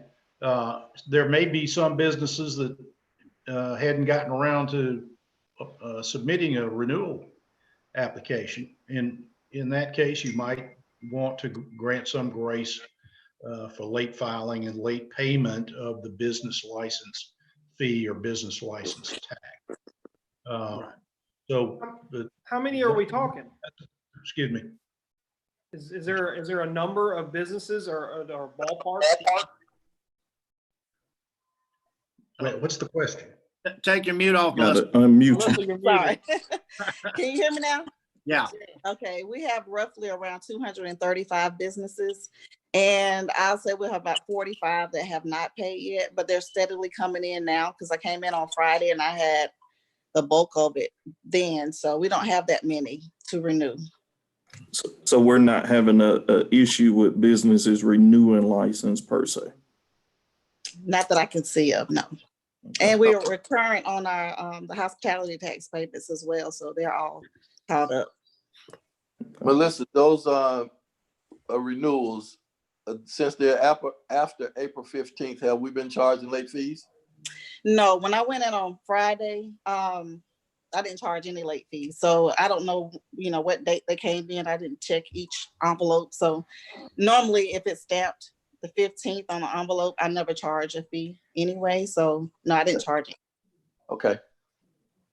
Yeah, see, the relief we could have provided with business license, had we had this event happen prior, we could have reduced rates or fees or whatever. But now that we were already in the renewal phase of the year, it's hard to relieve anybody except to say, if you can't pay it right now and you got to pay it at the end of April, we just won't charge you a late fee.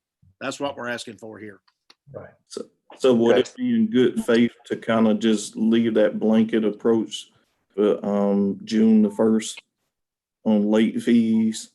Since we're not looking at, but really less than 45 right now. I'm just using Melissa's 45 number out of the 235. So would it be in good gesture and good faith to keep our timeline in the same frame for business license and A-tax?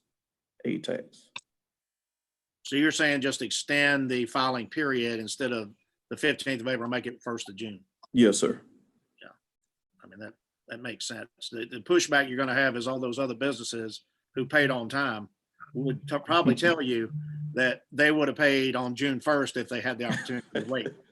But I Yeah. understand what you're saying. We're trying to help Yes, sir. them. I get it. I get it. Well, Anything- with there being, Mr. Meggs, should we have to put something out to say that, so that we don't want to get caught somebody late to get something next week, which is May 1st, and we hit them with a late fee?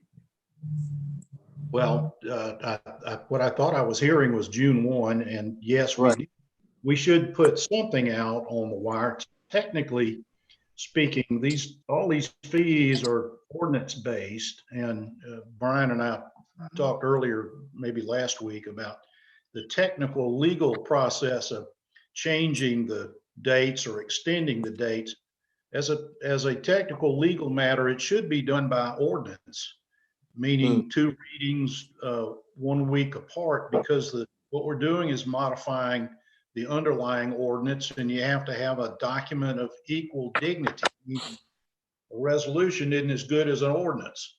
But as I told Brian, whenever it was last week, given the unprecedented situation that we're in with this virus and having to have meetings on Zoom and all these other difficulties, I couldn't imagine that the council wouldn't be happy just to say to the public, we're not going to go through all these formalities just to extend some deadlines. We're just going to operate in good faith. And so now June 1, folks, is going to be your turnaround time for whatever it is we're looking for, rather than being hyper technical, given the strange circumstances that we find ourselves in this country today. That's a Mr. good Matt, answer. may I ask a question? Go ahead, Sir. Mr. Brock. So what you're saying is that the town has the option to enforce a late fee. However, we can choose not to exercise that option without having to change any laws that are currently on the books. No, actually, technically, legally, from a technical legal standpoint, we should amend the business license ordinance to extend the due date from April the 15th to June the 1st before any penalties accrue or arise. Otherwise, you're giving unbridled discretion to somebody to waive the fees. That's the hyper-technical legal standpoint. It's an ordinance that's being modified. You have to modify an ordinance or make an adjustment to an ordinance by ordinance in writing, 1 week apart, 2 readings. But again, I go harking back to my discussion with the town administrator. This is just a completely unprecedented situation. And if it's the will of council to say to the public, we're going to extend things to June the 1st and not jump through a bunch of hoops, then I think under the circumstances, who's going to complain about that? Maybe somebody will. No, but it seems odd that anyone would have terrible issues with that. So that's my answer. I know it doesn't, it's not a good, hard, bright yellow line, but sometimes you have to act appropriate to the circumstances. And I think this is one of those times. So is that something that we can make a motion on, and then it's just an administrative piece to push through Mr. Cook? That'll give Mr. Cook the comfort he needs, I think. Sure. Yes, sir. Are we at that point, Mr. Mayor? I think so. Yeah. Okay. So I make a motion that we extend the business license, the taxes, whether it's H tax, A tax, through June the 1st, 2020, to relieve financial burdens on the business sector of Blythewood, South Carolina. Second. All right, it's been probably motioned and seconded to move the filing deadline for our fees, license, taxes to the 1st of June. Any discussion? Okay, all in favor say aye. Aye. Aye. I Any got the nays? virtual thumb. Any nays? The ayes have it. The motion passes. All right, we'll move quickly now to the budget meeting dates. Mr. Cook, you want to talk about it or go ahead? Yes, sir. Thank you, Mr. Mayor. So basically, budget time is almost here. We're looking, normally in the month of May, we have 2 budget workshops. And then we have a first reading at our regularly scheduled council meeting in the month of May. What I propose for you gentlemen today to consider is that we have during the first full week of May, we have a either a one-on-one meeting with the individual council members and myself and the mayor in the office, appropriate distance, of course, or we have a Zoom meeting between the mayor and one member of council, just to get familiar with the budget, just to go through from some of the newer council members how we normally structure the budget, and that in lieu of having a public workshop like we normally would. That would give staff the opportunity to listen to the mayor, have one-on-one time to sit down with the council member and go line by line, and the council members can ask any questions they would like to ask, and the same with staff. The following week, proposed potentially on the 14th of May, we have the official public budget workshop where any of the citizens can participate and comment, and it'd be a full council meeting members. We would all go over it like we normally do. It'd be a budget special call meeting, our budget workshop, potentially on the 14th or the week of May 11th, at your discretion, of course. Then we'd have our normal council meeting on the 26th of May, which that's a Tuesday because Monday's a holiday, being Memorial Day. We'd have our first reading of the draft budget on the 26th of May. And then we would have our regular scheduled meeting in June, where we'd have our second meeting in the public hearing. And that would take care of our budget season. So again, just to recap real quick, the first week of May, we'd have one-on-one meetings with individual council members, myself and the mayor, just to kind of familiarize with the budget. This week of the 11th of May, we'd have a formal budget workshop open to the public, full council and town participation. The 26th of May, we'd have a normally scheduled council meeting. It'd be the first reading of the budget. Again, it'd be a public meeting. And then we move into May, our regularly scheduled correction into June for a regularly scheduled council meeting, which would have the public hearing and the second reading of the budget. So that's what I'm selling today, gentlemen.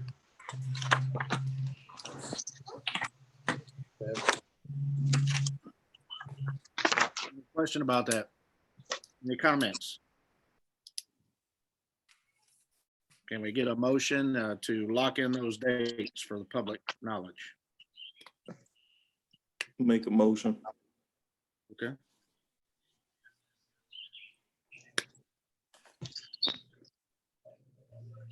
Any Just want to second? get the dates right. May 6th is the meeting one-on-one. The 14th is a virtual meeting. Whichever day you're available. Okay.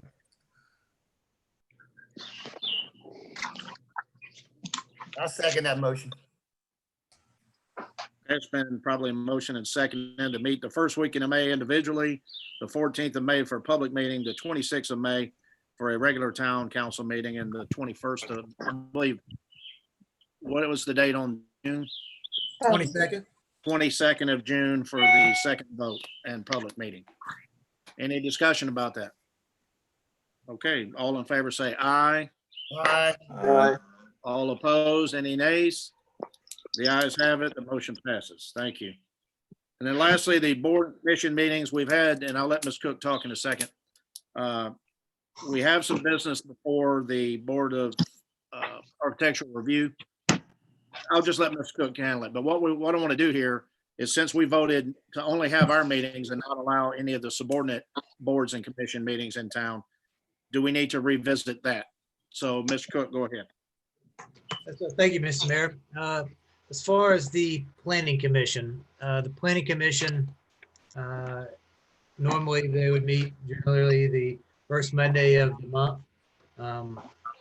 We do have some business being the apartment complex on Creech Road. And obviously that would take a good bit of explanation from the developer to the planning commission. We also have a rezoning request down at 21 for a single parcel of land that is pending. Later in the month, we have the Board of Architecture Review and the Board of Zoning Appeals. The Board of Architecture Review, we do have the apartment complex on Creech Road that I just mentioned. And there's a retail establishment that is looking to be obtain approval for Blythewood Road that would be standing by for the meeting in May potentially as well. Again, circling back to the Planning Commission on May 4th. In addition to that business, we are in the process of updating or getting ready to update our comprehensive plan to get that moving. I have sent some emails to our Planning Commission members and have given them some assignments, if you will, on things to look at in our comprehensive plan and our zoning ordinance. Hopefully they are looking at that. So when we do eventually meet, we have made a little bit of progress in that regard. So that is also pending for the Planning Commission. So the month of May, some things would need to be advertised. So normally we advertise for rezonings, the Planning Commission, while not a public hearing, we still advertise and post the property. Generally, that's how we do it every month. The same with the Board of Architecture Review. We advertise it in the paper and post the property just for public notification. So one could argue that the apartment complex or any large project may be somewhat difficult to review when you're looking at plans to scale of a larger size development. Also from the Board of Architecture Review, if you're looking at different building material, a lot of times the architect will bring samples of material in. So obviously it's a little more difficult to see the texture and understand the minutia of that material design. With that being said, the option that we would have before you, if you decided to change anything, would be to just table everything and have it at the June meeting. And if we don't have the ability to meet in person by the June meeting, to move forward with a Zoom meeting, or if we're at the ability where we can spread out and have a meeting in person. Again, that is probably early in the game to decide that. Option B is obviously what we're doing now with the Zoom meeting to try to get our Planning Commission members, which are more Planning Commission members than there are council members, together in a format that productive. I guess we'll have to wait and see how that goes. But not only would it be the Planning Commission that would be on a Zoom meeting, it would be the architect, the engineer, the developer, and they'd be trying to sell to the Board of Architecture Review and or the Planning Commission what it is they're trying to do. Some other jurisdictions are meeting with the Planning Commission, Board of Architecture Review, Board of Zoning Appeals, with meetings like Zoom or other platforms. Some other are just holding off for a month or two until they can see what happens. So, that's pretty much where we are. Do we want to try to have the continue rapport and move forward with our Planning Commission and Board of Architecture Review and Board of Zoning Appeals if needed in the month of May? Or do we want to push it to June? And if we don't push it to June, do we want to try to have a virtual meeting? Again, some of this is time sensitive as far as advertising. The rezoning I would not want to take in May because I'd want to advertise and post the property like we normally do for protocol. So that's kind of where we are. Or we can also vote to just allow that chairman of those committees to vote amongst themselves if they want to meet on Zoom or not. So we don't have to necessarily dictate they meet. We can just allow them to if they want to do what we're doing right here. Can I add one thing? Go ahead, please, sir. I know this is not exactly what we're talking about, but Doco Meadows Park Foundation is actually a town council or mayor sponsored event. I'd like to see if we could add that. We may not meet, but if we're going to talk about board and commissions, then, you know, I'd like to give my park foundation that opportunity to meet via Zoom if we feel like we need to meet. We've already passed our meeting for for April. So we would only have the second Monday in May if we needed to have one. But I'd like to add, if we're going to approve anything, I'd like to add them in on that as board and commissions also. Okay. All of these meetings will be set up through town administrator? That's correct. I think Mr. Cook attends every one of them anyway, don't you? Okay. Yes, sir, that's correct. Okay. Except for the Park Foundation, but Right, and we don't have to publicize ours. Ours is a foundation. We Sure. don't have to do the things like we do here. We're a private foundation. So, but Mr. Cook has attended, and it's up to him. He can attend anytime he wants to. He has an open invitation. Mr. Mayor, the other side of that coin is the public input part. If we get into discussing an apartment complex, obviously the planning commission should be just checking the boxes on what the ordinance would say.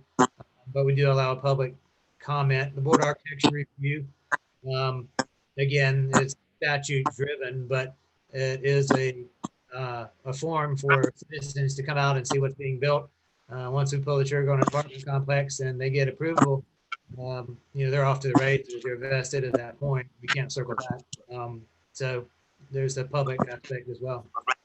okay. Or we could wait till May, our regularly scheduled meeting at the end of May, and then we can make a decision then. Because remember, they all meet the weeks before us, the first, second, and third week of every month. We always meet on the fourth Monday. So we can wait and talk about this again on May 26th.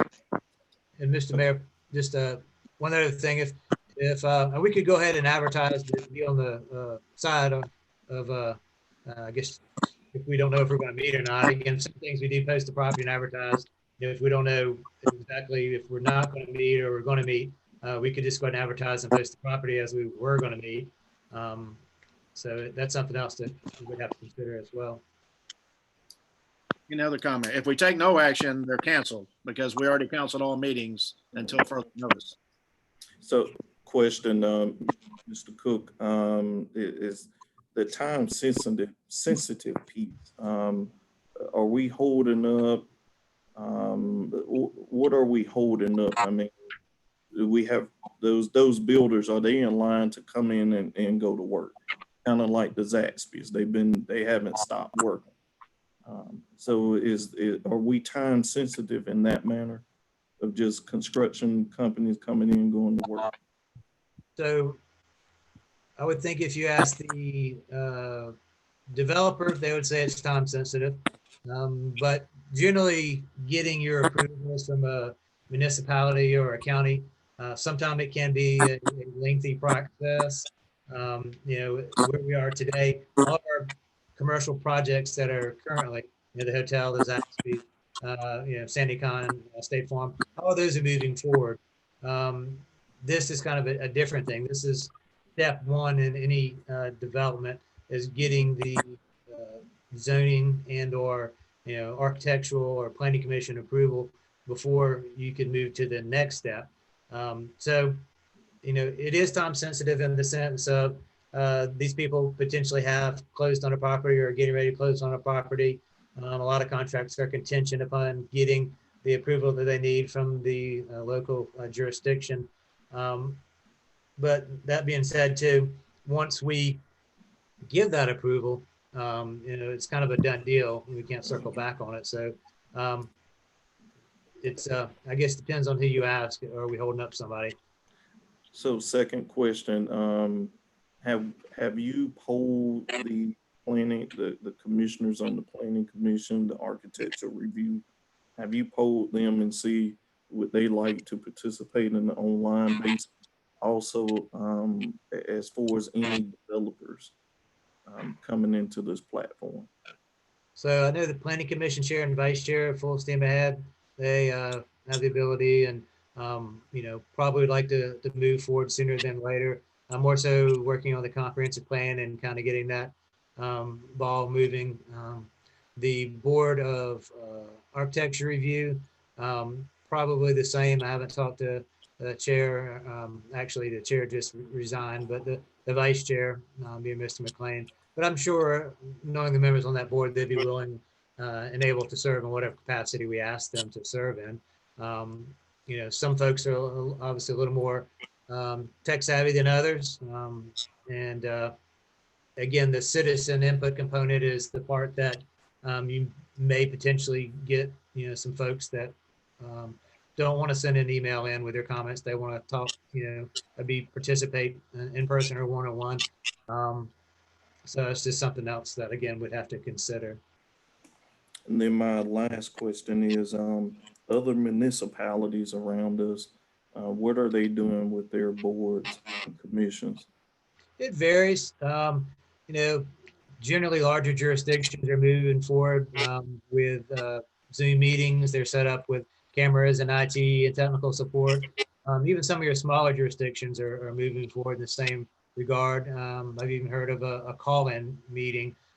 So it varies. I would say the last I heard, Richland County was still kind of in limbo whether they're going to have their Board of Zoning Appeals meeting in May or in June. But they're all set up with the ability, and I think a majority of them, if not this month, and the next month being May, or maybe even to June, will be moving that same direction. Some obviously set up better technology speaking than others. But if, say, we didn't have a planning commission or a board architecture review meeting in the month of May, it'd be my recommendation that at least by June that we be moving forward with this Zoom type platform. I wouldn't want to go any more than the month of June if we could help it, not having a planning commission or board or architecture review meeting. I am, Mr. Mayor, I'm open with, I do think that at some point we need to get those boards up and running. And it might be where we might need to amend our initial vote weeks ago now to allow them to go ahead with the process as we're doing to continue to move business in Blythewood, get Right. us back on a normal path. Right. So leave it up to their chairman. That's the way. Yes, sir. All right. Yep. And conversations with Mr. Cook, they can decide amongst themselves. Yep. It's critical or not. If they want to hold their meeting, they can do it over Zoom. And if they want to cancel their meeting, then that's okay. Yep. Any other comments about that? We just need to make a motion on that and pass it if we're going to do that, because we've already canceled all meetings before. So do we, well, are we ready for a motion? Any other comments? Mr. Mayor, Yeah. just before we make a motion, so that would be moving forward for the month of May, Right. Or we're talking about the month of June, giving them that option. Immediately. So Yes. whoever's meeting the first week, is that the planning commission? Correct. Okay, May so- 4th is the planning commission meeting. And also, again, we probably would not take the apartment complex. That's fine. at No, this how, point. what business they're going to do is up to them. I just wanted to give them the green light to call a meeting as scheduled if they want to do that. And so we can put that out to the public. But right, I mean, you'll talk to the chairman and y'all will decide what you want to see before you. We've already closed it. Now I'm obligated to open it up if they want to do a meeting or not. That's all I'm saying. Mr. Cook, Yes, sir. if we were to not take action today and revisit this in 1 week, would that give town hall adequate enough time to advertise a meeting if we decided to reopen meetings effective month of May? No, not for the planning commission. For the board architecture review. But we could move their meeting to that week, to an off week, could we not? Or give them a special called meeting at a later date? Yes. Okay. It's my opinion that we take no action today and that we wait and put this as an action item for next Monday. And that would give Mr. Cook adequate enough time to speak to the various chairmen or vice chairmen to determine if they would like to attempt to conduct a meeting via Zoom. And also that would grant him the time to discuss with the various parties what items should be on the agenda, because I wholeheartedly agree that trying to explain how many 88 unit or 84 unit apartment complex over Zoom is probably not the wisest thing, because there's going to be there's going to be people who want to comment on this subject. There's going to be people that are for it, and there's going to be people who are against it. If you vote today as opposed to next Monday, you just gave him another week.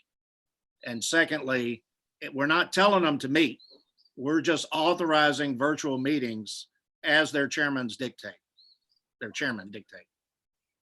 So that just means that they can say, well, we don't want to meet until June. Absolutely. I mean, we're giving them the green light to use the technology that council is using, and giving them that sound room to make judgment Right. on what cases to hear.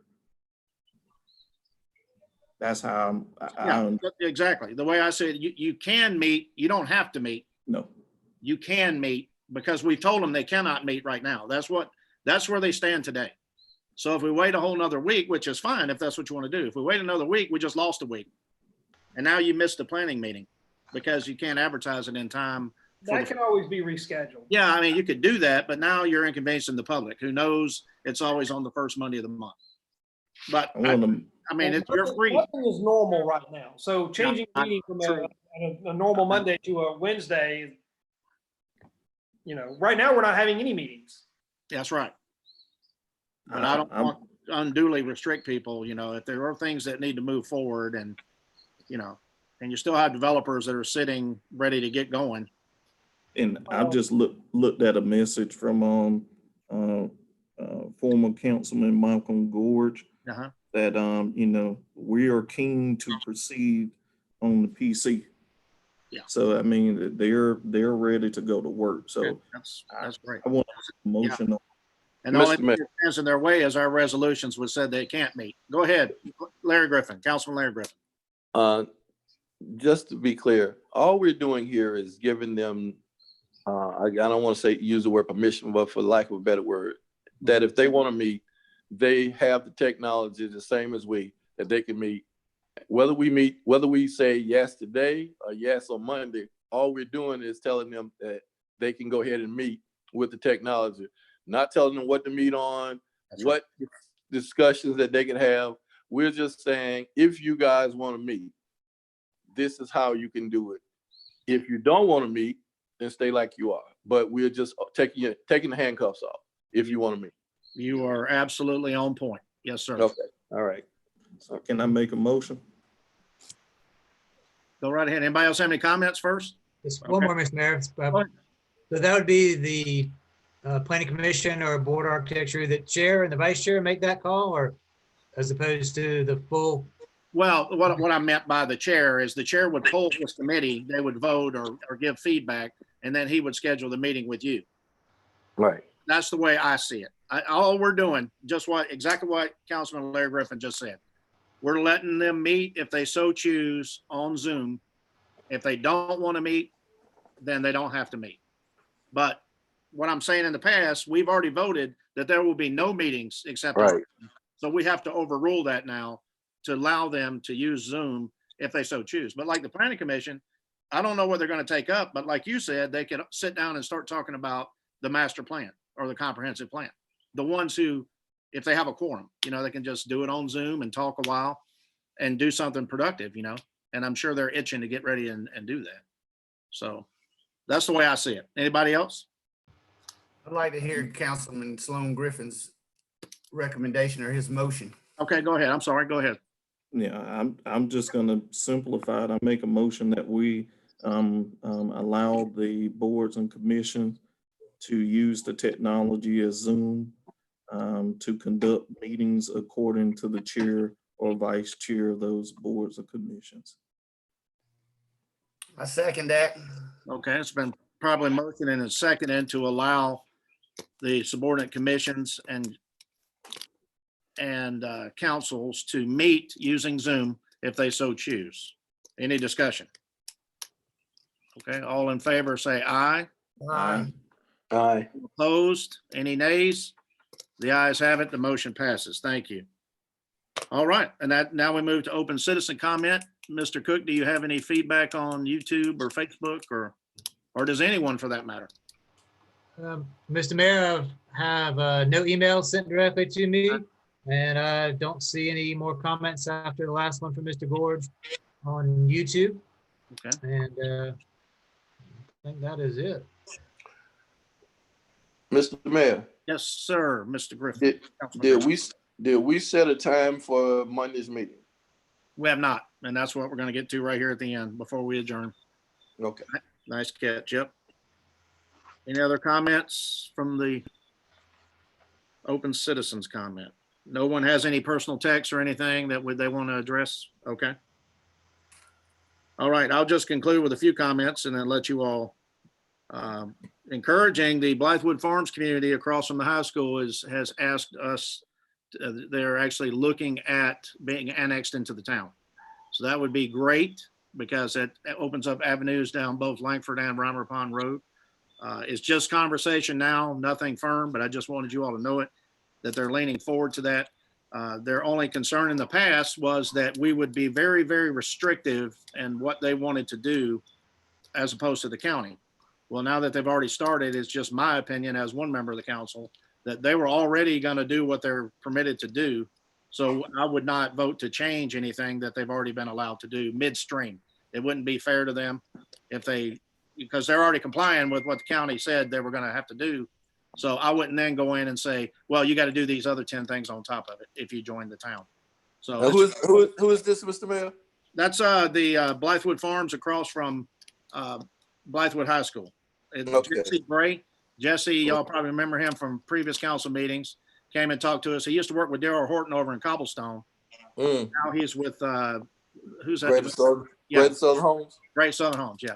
So I don't, and he just wanted to talk about it, and it was good feedback, good discussion, but that would be something we will have to talk about in the future. He said probably within the next month, he would get back with his developers and come back to town hall and let us know what they want to do. But I openly welcomed them. I said, we want you as a member of the town. You're right there across from one of our major high schools, stone's throw from the Hoffman House. And it would just make a lot of sense if they would join our town community. It would help their citizens. It would probably help them sell houses, knowing that you're inside the town of Blythewood, and you know how much we all love living in Blythewood. So that's just a bit of good news on these terrible days we've been having. Lastly, I want to thank Larry Sharp and Village Church for doing that Easter service at the farms. That was wonderful and it was well received. And I hope your churches and all do something similar because, driving through, as long as you're social distancing, we should all be able to practice our religion. And happy birthday to Councilman Don Brock. Yesterday, he turned 21. So we want to say happy birthday to him. And that's all I have. Any closing comments before we move to adjourn? Just set the time for that meeting. Yeah, okay. What time do y'all want to meet on, let's see, Monday would be our regular monthly meeting. Normally it has been 7 p.m. as you know, but I mean, it's up to y'all. Yes. I'm good with whatever time y'all set. We're still all social distancing, so we home. So whatever's a good time. I mean, if we leave at 7 p.m., it won't disrupt what normally people see. But, if we do it at something in the middle of the day, I'm good with 7. Mr. Cook can then go get his nap in like normal.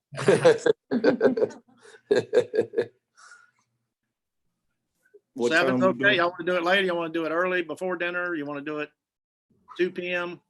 We just got to let the newspapers know. And We'll do it at 7. you want to do it at night and keep it normal? So Yeah, that keep people from walking in and out of here while I'm on this. Well, what that does is it gives us 2 different times that we can measure. I think there's been 24, 25 people on YouTube right now watching, and we can see if we get better results next week at a later time slot. That's a good point. All right, 7 p.m. We will do it.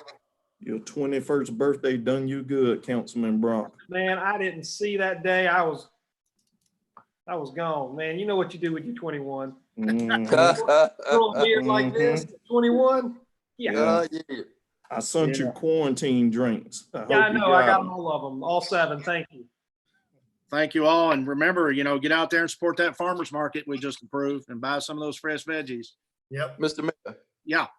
on the agenda, are you going to put on the high school seniors? Oh, yes, on Monday's meeting. Yep. Ms. Cook, that's a good reminder. The vote to purchase the ads in the paper to celebrate our high school senior athletes who did not get to participate in their sport due to cancellation of school. In other words, the football team, they already had their time in the sun. They were in the newspaper. Everybody got to see them. But, our baseball, softball, lacrosse, track, all those sports coming in the spring did not have that opportunity. So what we want to do is vote to put something out in the newspaper, sponsored by the town of Blythewood, just giving them something to remember their senior year by, as if the COVID-19 is not enough, but they could then see themselves and be recognized as senior athletes. Just the seniors, not everybody. Could we do something cool and bring them into the Zoom base just to congratulate them on their year and so on? Well, we could try, but I mean, you get a baseball team, it's 29 folks on a Zoom pick. Well, you can't bring them together. That would be violating the social distance. We'll talk about it. We'll do something for them. Yeah, we'll do something cool for them. Yeah, initially they wanted to put the banners up. A lot of town, I guess not a lot, but some people I've seen it on Facebook, putting their senior banners on all the telephone poles. But we have so many athletes and not that many telephone poles. So, and then what if somebody didn't buy one? Now you left them out. But the newspaper's going to get them all because their athletic directors in both high schools, Blythewood and Westwood, are going to give us that information. And it's already clear. They already have waivers signed by parents to put their kids' papers and pictures in the paper. So, All right. yeah. All right. Well, any other comments? Watch the press conference because the cameras are out here, Okay. ready to roll, and the lights are on. What time's it supposed to start? Yeah. Now, sir, so you can tune Okay, in. so in about 45 minutes. About 5:15 or so. I can't answer that, but I'm going to tell you all in the You're muted, citizens but I that know are what you're watching, saying. He ain't never Go punctual. to www.scemd and watch it from the homepage and get the latest update from I like the Governor. governor, but he's never punctual. He is always on time, sir. He's on time. That's right. It's just people that are making him late. He's on wizard. He arrives exactly when he means to. All right, that's good. I make a motion, we adjourn. All right. Second. And probably motion in and seconded to adjourn today's meeting. Any discussion? All in favor, say aye. Aye. All opposed? The ayes have it. Thank you. All right, see y'all Monday. Bye. Thank you. Bye-bye.